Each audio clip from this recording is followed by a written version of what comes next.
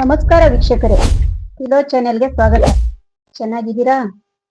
ನಾನು ಚೆನ್ನಾಗಿದ್ದೀನಿ. ಇವತ್ತು ಶೇಂಗಾ ಉಂಡೆ ಮಾಡೋಣ ಅನ್ಕೊಂಡಿದ್ದೀನಿ.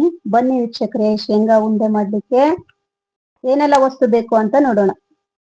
ಬೇಕಾಗೋ ವಸ್ತು: ಬೆಲ್ಲ 1 ಕಪ್ಪು, ಹಸಿ ಶೇಂಗಾ 1 ಕಪ್ಪು, ಜೊತೆಗೆ ತುಪ್ಪ, ಮತ್ತೆ ಸ್ವಲ್ಪ ಕೊಬ್ಬರಿ ತುರಿ.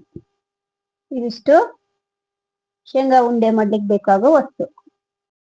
ಮೊದಲಿಗೆ ಶೇಂಗಾ ಬೀಜಗಳನ್ನ ಚೆನ್ನಾಗಿ ಹುರ್ಕೊಳ್ಬೇಕು.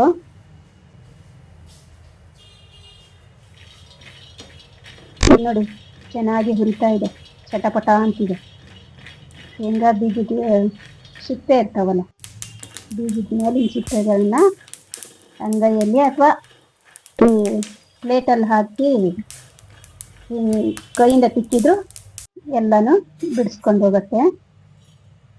ಈಗ ಸ್ವಲ್ಪ ಕೊಬ್ಬರಿ ತುರ್ಕೊಂಡಿದ್ದೀನಿ. ಇದನ್ನ ಸ್ವಲ್ಪ ಹುರ್ಕೊಳ್ತೀನಿ. ಹುರಿದಿದ್ದಾಯ್ತು. ಬೆಲ್ಲ, ಶೇಂಗಾ ಬೀಜ, ಕೊಬ್ಬರಿ ತುರಿ ಈ ಮೂರನ್ನು ಸೇರಿಸಿ ಮಿಕ್ಸಿಲಿ ಹಾಕಿ ಹರ್ಕೊಂಡಿದ್ದೀನಿ.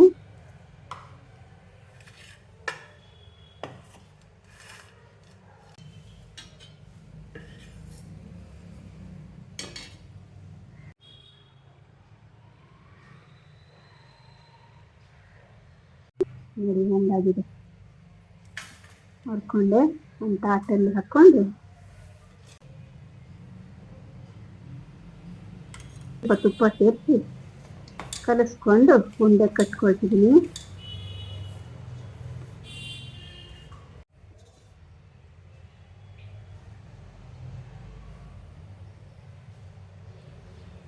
ನೋಡಿ ವೀಕ್ಷಕರೇ, ಶೇಂಗಾ ಬೀಜದ ಉಂಡೆ ರೆಡಿ.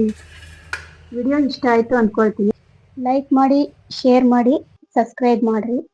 ಟಾಟಾ, ಬಾಯ್ ಬಾಯ್.